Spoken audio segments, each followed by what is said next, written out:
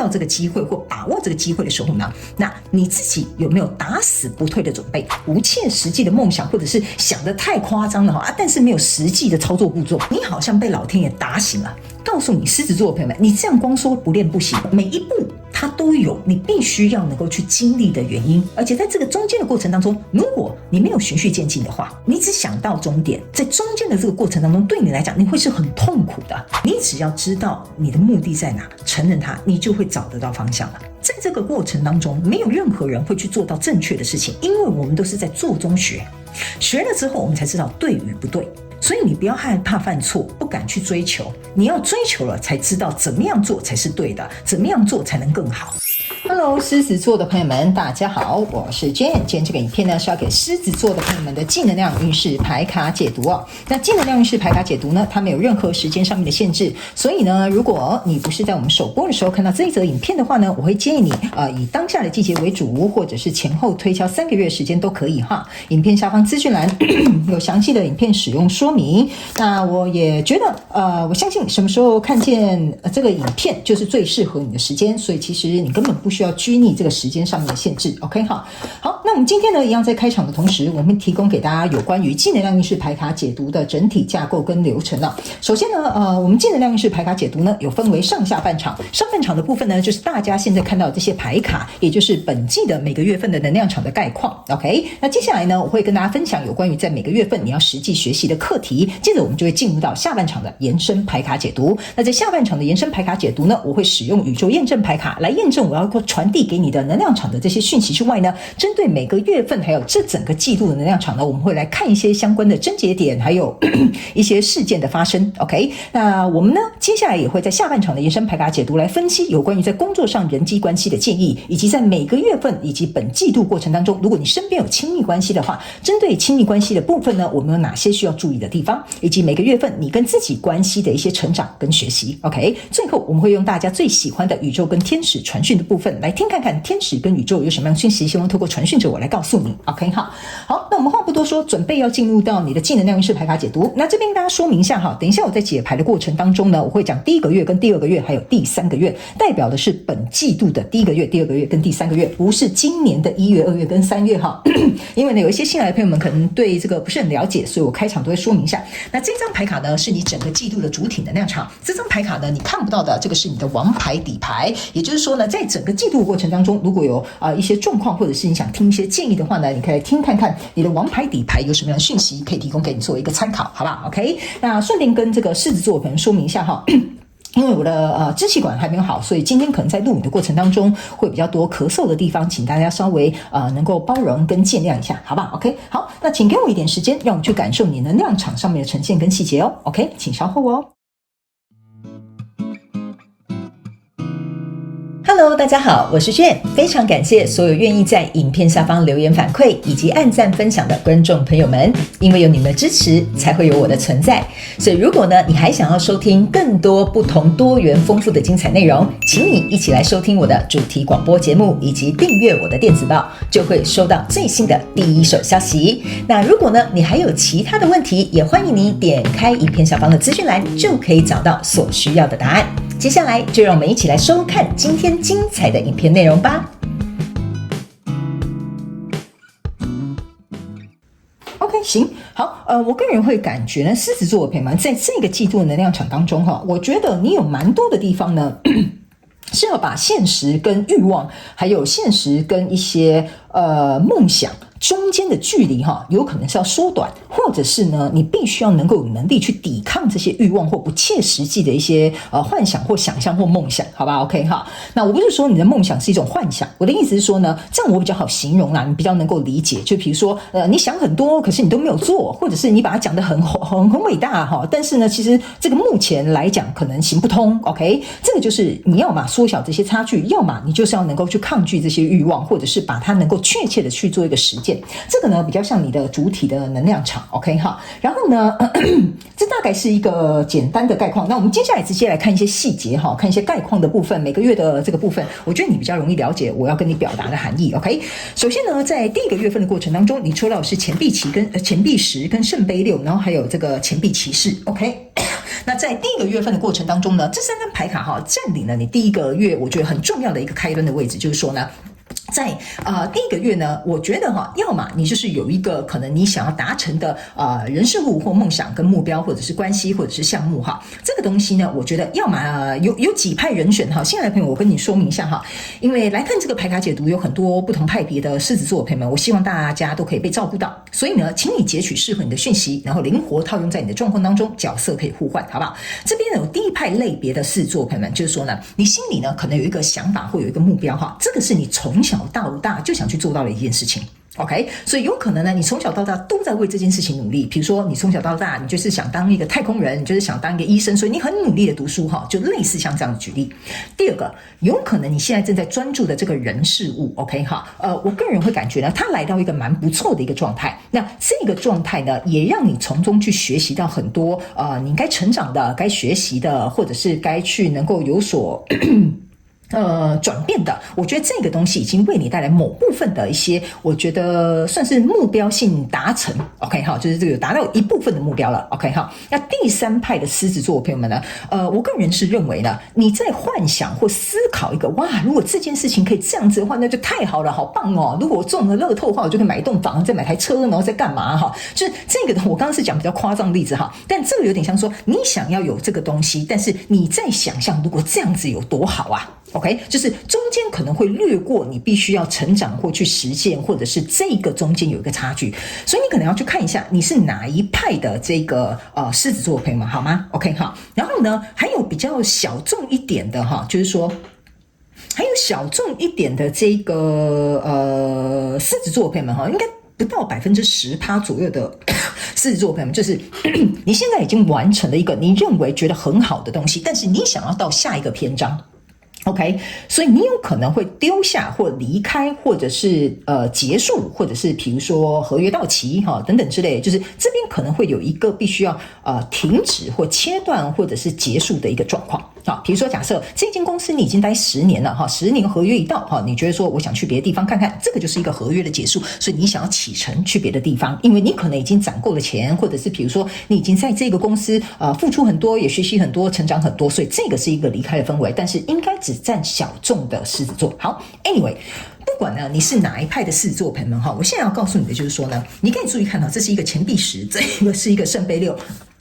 然后来到这边呢，这个是一个钱币骑士，但是呢这个钱币其实非常有趣的一件事情他用走路的，他有马不骑。OK 然后呢，你注意看这个钱币骑士，它这边是有几个钱币1、2、3、4、5、6、7、8、9、10、11，其实他身上有11个钱币。那这边呢是一个钱币10，象征的意思说呢，这个人他背上了一个对他来讲最重要的东西，意思就是说，比如说不管你是刚刚哪一派的狮子座朋友们就有点像说，你就要完成这个东西你是愿意在背负在你自己身上，你觉得说这个东西对我来讲很重要，我可以把其他的钱币都丢在旁边不管，但是追求这个梦想很重要 OK 或者是比如说我们刚刚有讲的，你如果是比较不切实际比较幻想我想中乐透那一派我刚刚是举例那大家还是可以继续幻想中乐透好吗我只是举例而已你就会觉得说哇，如果我就是中了乐透的话我有这个钱币背在我身上，你就把它想象成它是乐透，那这样子我就有很多东西可以丢下来，比如说负债可以清理掉，可以丢下了比如说可以给家人一笔安家费了然后或者是可以把负债还清了所以这些东西就变成不是你的负担了 OK， 你只要有了这个东西，什么东西就变成不是你的负担 OK 所以我觉得在这样子呢，不管是你是想要去比如说没有负担的这一派的狮子座的朋友们，或者是你想完成这样子梦想的这些狮子座的朋友们我都认为呢，你在这个过程当中说实在的，如果你是属于兢兢业业把这些事情已经成就完了，你想到下一个篇章的狮子座，我都会觉得呢，其实在这个过程当中呢，你是非常的怎么讲，非常的怎么说呢我不能说一板一眼但是有点像是脚踏实地一步一步一阶一阶慢慢的去达成了你想要的这个结果 OK 所以呢这边比较有点像是先把派系分清楚，那你们自己去想一下你是哪一个派别。那这个圣杯6象征的就是从过去到现在过去的小朋友变成大人了，就是说你在这个公司，比如说你是属于合约到了，你就成为一个大人，你已经成熟了，你想自己出去创业闯一闯，或者是比如说你这个正在经营的这个东西呢，它给了你很多成长跟学习 OK OK， 那有一些人呢，你是希望能够略过这个部分，直接成长一次到位就像中乐透那群朋友 OK 好，所以呢，不管你是哪一派，我们来到第二个月份。第二个月份呢，这边呢是一个宝剑2，这边是一个权杖6，这边是一个太阳牌卡。OK 好，我个人会感觉这个就是有一点像是说你在这边启动了一些你内心的想法，所以我觉得呢，宇宙是有来听到你内心的这个应验的所以呢，我觉得在这里呢，应该会非常，不管你是哪一派你的故事前面为什么会说第一个月是先分派别，原因是因为你的愿望在第二个月可能会实现了。OK， 但是这个可能会实现是为了什么呢？我这样告诉你首先呢，这个胜利终于到来了这个太阳终于出现了，而且你注意看这两个人是敞开双手向上这样子打开的，有点像说好像老天爷听到你的愿望了，宇宙终于应验你的这个心愿了。OK， 所以呢，你就会觉得说你看我正要离开想要去创业的时候，就有金主进来了。你看我在这边成长了很久，我希望这件事情可以变得更好。你看现在这件事情就有一个转机了。OK， 或者是比如说你真的去买一个乐透了，真的中了一点小奖了。OK， 好，来这边呢是一个好消息这边很特殊的一个状况，我这边打一个引号，它会先进来一个好消息，但是but， 它后面呢会变成是一件困扰你的事情，为什么呢？这边我先跟你说明一下比如说我就这样讲好了，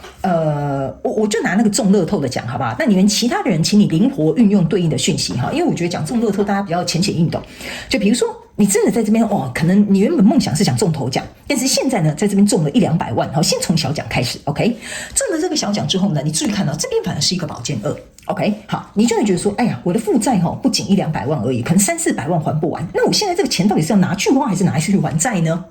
或者是比如说你中了这个奖，对不对？你没有这个理财的能力，或者是说你根本不知道要怎么样去分配，或者是你也很害怕别人发现你中乐透。OK， 好，所以这个好消息为什么会说可能会为你带来一点点麻烦跟困扰的原因，就是说呢，接下来你会觉得说，那我这100-200万要怎么样去做？所以呢，这个看似是一个好消息，却为你带来不一样的这个烦恼或者是一些困扰就是在这里。OK， 原因是因为呢，为什么老天爷要应验你这个东西？他就是要让你知道说，你确定你有要这个东西吗？OK， 所以我觉得这边应该是会有一些好消息进来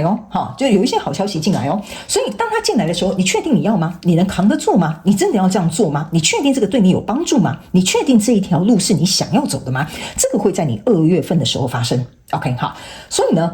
我个人会感觉呢，这个我再继续往下走，第3个月份的时候，你就会知道为什么我用举乐透你比较容易理解原因是因为在这边有一个恶魔牌卡跟一个宝剑8，然后还有一个圣杯侍者。我先告诉你，这个宝剑8加上中间这个2月份的能量场加起来是宝剑10，所以意思就是说呢，来到这里你突然发现你拿了200万的这个钱的时候，你不知道该如何是好，你不知道该花还是不该花。还有一件事情，这边有一个欲望这边是一个恶魔牌卡，然后这边有个操控的玩偶，然后这边你有注意看，这两个人都被线缠绕着，所以意思就是说呢，我呢如果去还钱，我就不能花钱了。OK， 这个就是为什么我会说造成你的困扰。OK， 然后你会觉得说只中200万实在太少了，我应该要中个头奖。OK， 好，所以就有点像说，你看嘛，有工作机会来，但是没有到很好，我应该要有更好的待遇，他们应该给我更好的条件，所以会变成是有点像说，你好像有点骑虎难下，或者是要接受还是不要接受好呢？或者是接受之后，接下来该怎么办才好？这个都会在你第2个月跟第3个月发生。OK， 好。然后呢，来到这里，这个欲望牌卡这个恶魔牌卡象征的意思就是说，你呢会开始觉得说这200万实在太少了，我应该把这200万再拿去包牌我再去到个乐透，看能不能中个头奖。那这个就会变成是为什么我一开场有讲你这个欲望跟现实之间这个 gap 这个你能不能有能力去把它缩短？然后还有一件事情就是你有没有能力去追求或者是去把它做到 ？OK 好，因为我觉得有欲望是正常的，而且你只要能力搭上你的欲望，我觉得这是很好的嘛。人就是向上爬，人就是要往好处追，我觉得这很正常，这符合人性。所以呢，在这样的状况当中呢，我觉得老天爷是给你一个测试，就是说，你觉得你能够把握吗？你能够掌握吗？你能够好好运用吗？我觉得这样子的这个纷扰或这个困扰，在3月份的时候会特别的明显。还有一件事情呢，这边有一个圣杯侍者，这个圣杯侍者在看这边有一个人飞走了，这边有一只猪，然后你们去想一下，猪怎么可能会飞到天空上面？它又不是鸟，是不是这样说？所以呢，你注意看你这边有很多条线，都是跟这种心欲望困住困扰什么等等之类的所以这个猪啊飞天，这叫做不切实际，是不可能发生的事情。所以呢，我觉得老天爷会给你一个机会去思考一件事情，就是说你真正现在想要去追求的东西，现在是一个好的时间，比如说进场吗？现在是一个好的时间去做一个改变吗？你确定这中间这个 gap 你能够去把它补足吗？你确定这个梦想这样子这么庞大，你扛得住吗？我觉得你的重点就是在这里，所以你整体季度的能量场在这里是一个圣杯九。OK 好，你注意看原本你这个钱币石是你的梦想，你想要达成事情，你要的目标，或者是你许的愿望都无所谓。OK 这个圣杯九加这个圣杯侍者象征的是圣杯十，可是它不是一张完整的圣杯十，意思就是说你要达到这个极为强大的圣杯十的满足感还差那么一步，但是这边就有点像是给你一个甜头，让你先去意识到说 OK 你确定吗？你要走到那一步吗？走到那一步可能要继续做很多什么东西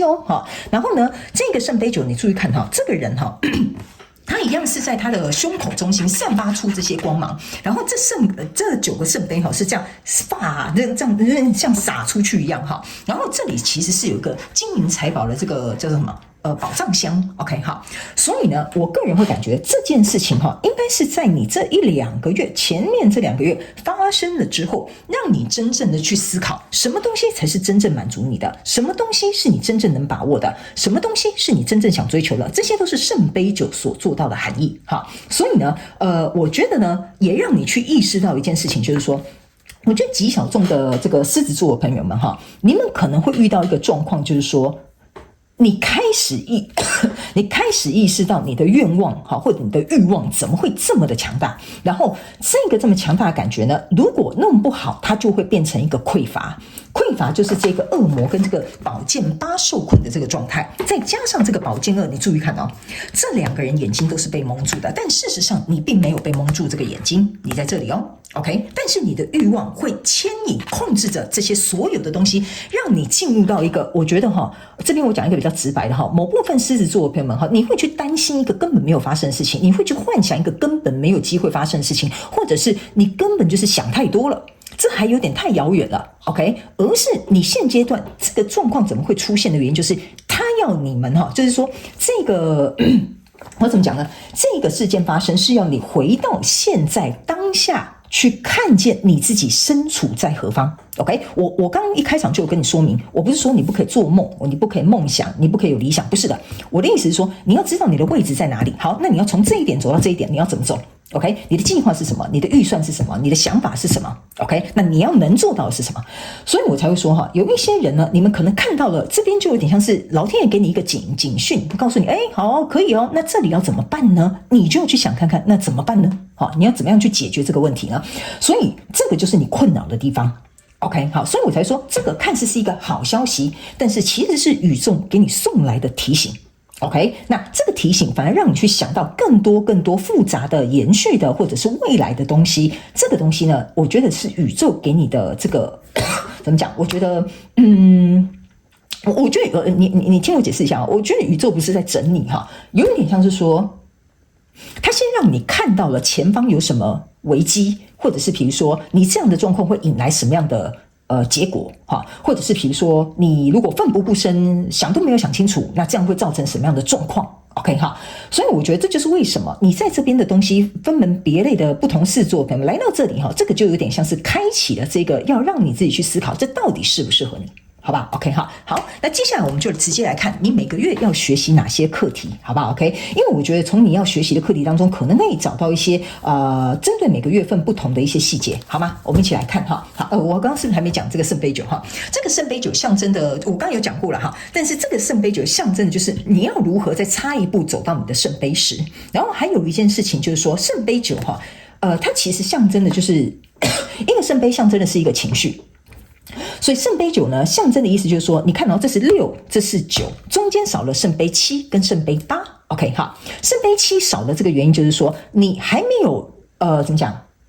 你还在学习如何从中做一个选择，这是第一个，这是你缺乏的，所以你这边没有圣杯7。圣杯8的意思是说你还没有实际的去投入，或者是还没有实际去研究这下一步该怎么走，或者是你的梦想该怎么达成，或者是这些事情你要怎么处理，所以你少了圣杯7跟圣杯8，那这边圣杯6跟圣杯9，那下一步是圣杯10，那你必须要能够按照步伐6、7、8、9、10，你才可以走到这里，所以你要把那个圣杯7跟圣杯8补足。OK， 所以这个圣杯9你才可以留得住，圣杯10来的时候你也才能够接得住。OK 哈，所以我这样稍微跟你解释之后，你比较容易理解。因为这个钱币10啊往下走，我刚刚有说这个是钱币11，钱币11象征就是钱币1。OK， 所以钱币1到钱币10中间有2、3、4、5、6、7、8，好，你有好几步没有走。好，如果你是属于想太远的、想太空泛的哈，你其实中间有很多差异的，你懂我的意思吗？哈，所以这就是为什么我要用这样的方式跟你做一个解释。那还有一派人马，就是你是老老实实做事哈，你就是做得很好，然后现在想要往更好的下一步去走哈，这个就代表说你从钱币10走到钱币11，再往下走就是下一个篇章的钱币2、3、4、5、6，你等于是进阶了。那你进阶之后呢？进阶有什么东西要做？有更多事情要做啊，因为你不可能现在还是打一样的怪物嘛，是这样说。你现在进阶了，你就要学习更多的，或者是你要能够为了你想要得到的这些理想，有去培养一些，比如说更强大的能力啦，或应该要考的证照啦，或者是你要去顾虑的事情啦，类似像这样的一个感觉，好吧 ？OK， 好，那接下来我们就来看你每个月份呢要学习的课题有什么，好吧 ？OK， 好，我们一起来看看 OK。等一下呢，我们也会请你的王牌来给你一些建议哈。好，OK。来，我们一起来看看哈。首先呢，在第一个月份呢，你能够学到什么呢？哈，来，我们来看一下，醒过来，并且能够让你自己充满能量。OK 哈，这张牌卡哈，我先跟新来的朋友们讲一下，我不会按照牌意上面的这个字面上去做一个解释，我会翻译这个能量场给你听。OK 哈，这张牌卡哈要告诉你就是醒过来。OK， 醒过来的意思就是说，请你活在当下，现实的去看到这些事情。OK 好，然后现实的能够去看见你自己的能力，因为这个 energize 有点像说让你自己补充的能量，或让你自己恢复这些能量哈，或者是充满动力也可以啊，看你要怎么翻译哈。但这一张牌卡哈，其实是要告诉你的一件事情，就是说你的重心跟你的能量或你的付出的行动要放在哪里，所以醒过来知道你该放的重点在哪里。OK 哈，就算你要中乐透，你也得出门去买一张乐透，你不能躺在家里说老天爷要让我中乐透，所以你的行动要放在先去赚一笔钱哈，然后拿这个钱走到你家巷口，然后去买一张乐透。OK， 所以这个就有点像说，你要醒过来，先去看见你应该要在哪里投入跟付出你的能量，或者是付出你的行动，还有付出你该努力的一个部分。OK 哈，所以我才会说，你们这边有很多派别的狮子座朋友们，在第一个月份，我先帮你们做一个区分。那来到第二个月份，你要学习的是什么 ？Say hello。OK 好 ，say hello 象征就是嗨，我看见了，是不是这样说？所以我才会跟你说，这个机会会在第二个月来，你会看见的。你会看见看似好的是一个机会的 ，OK 好。他们说呢，这张牌卡呢，其实要告诉你，就是说 say hello， 你说的东西，老天爷都有在听，所以你 say hello， 他一定会回应你 ，OK 哈。所以呢，他们要我跟你讲哈，如果你觉得这个东西是你想要的，你一定要把你的意图放在这件事情上面，就是说，嗨，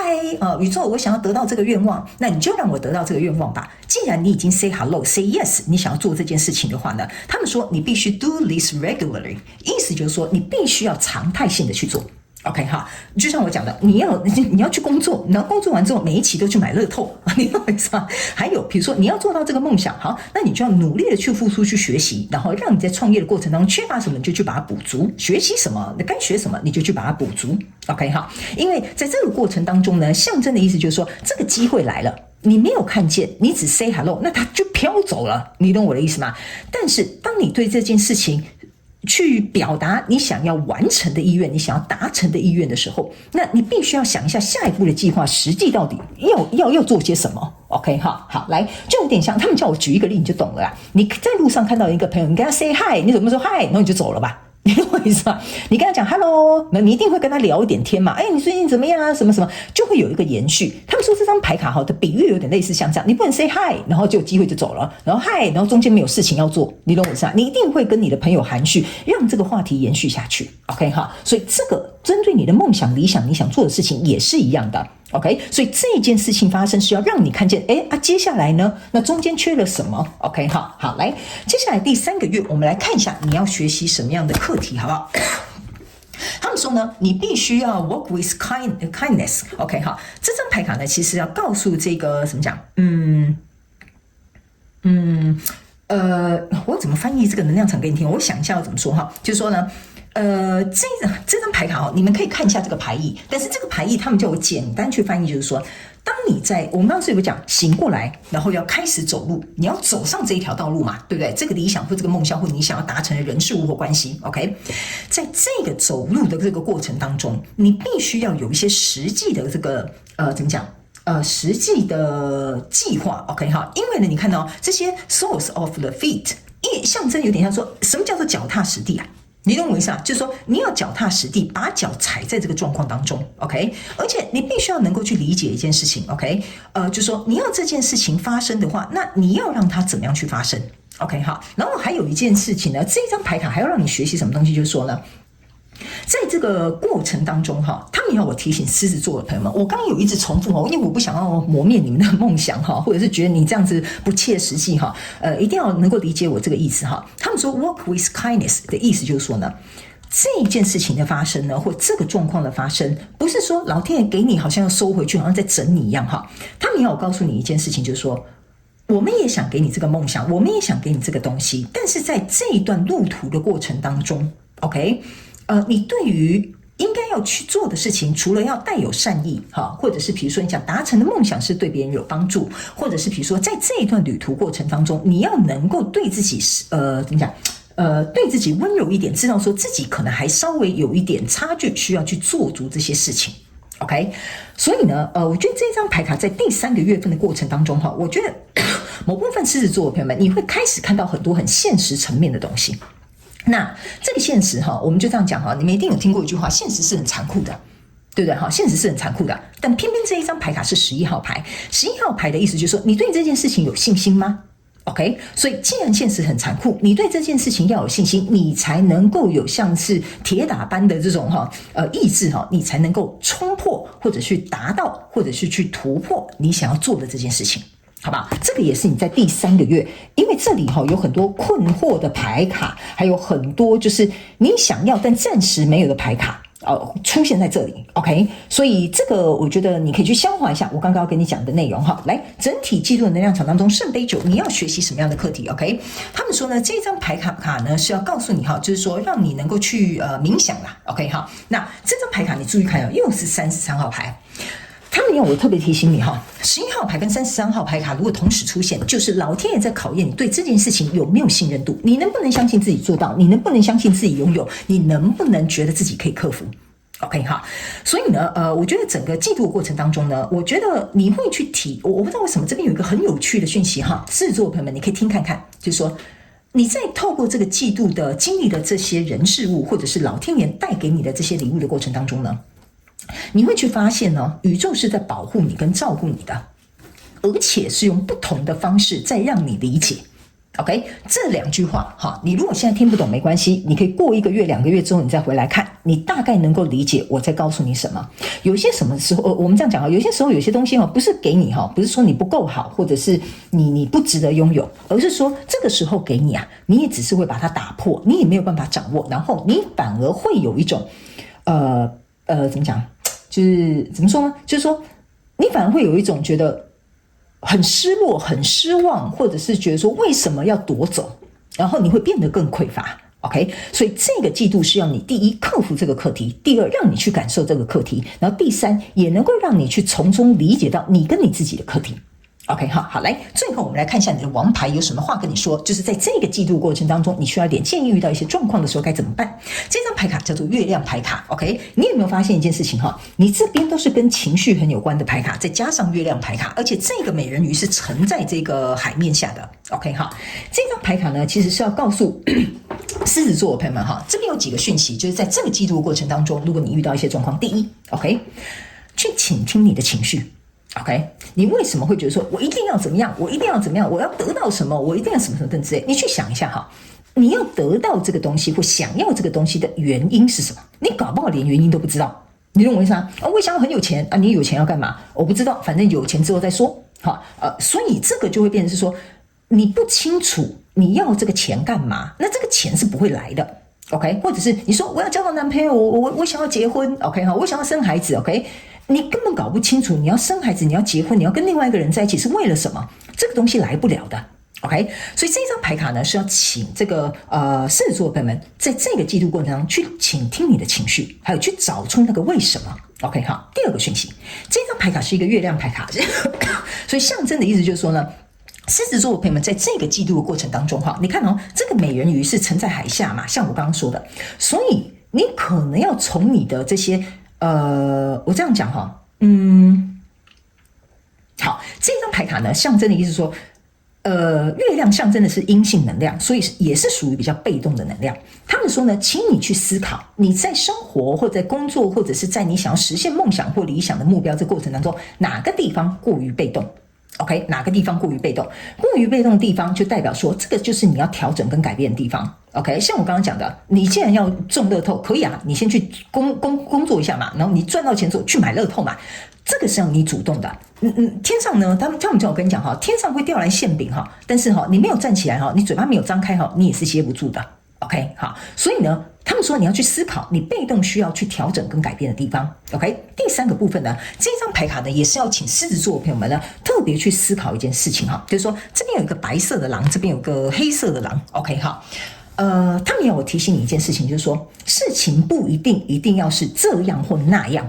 ，OK， 好，就是说一定要这样才是好的，那样就是不好的 ，OK。他们说呢，如果你是属于二分法的狮子座的朋友们在这个季度的过程当中，你要特别去思考这个问题，因为呢，如果你只是会把事情二分法，那就代表说你在看东西的时候、思考东西的时候呢，你的广度会变得很窄。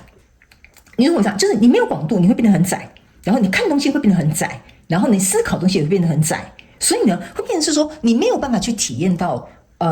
生活的可能性，那你可能就只能寄望既然都这样都那么烂了，我干嘛努力算了吧，然后你就是选择这个方向 ，OK？ 但是你可能有另外的选项啊，你可能有第三个选项、第四个选项、第五个选项，但是如果你不主动，你不去思考，你不去尝试的话，那你会变成是不是这样就那样既然都那么烂了，那就随便吧。OK， 所以这个非常有可能会让某部分狮子座朋友去思考，你会不会可能太轻易放弃，或者是会不会太早下断定，或者是会不会就是我觉得没有去想到，其实你的人生还有其他的选择。我不知道为什么你的能量场给我有这样的感受，所以这个都是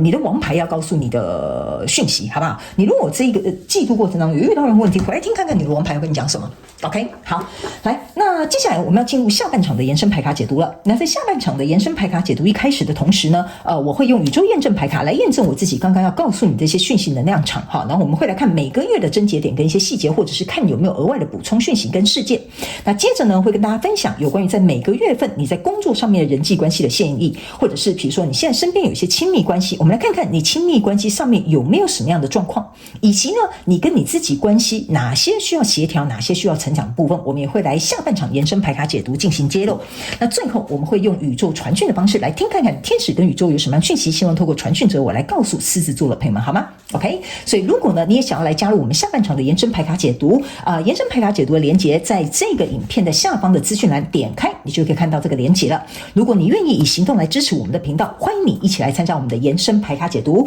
那我也希望上半场的这些资讯呢，可以提供给狮子座朋友们作为一个参考。希望呢，其中呢有一两句话可以帮助到你，这个就是我想要做到的事情，好不好？好，那也非常感谢狮子座朋友们来收看我的影片，也希望你会喜欢。那我们就下半场延伸牌卡解读见喽，拜拜。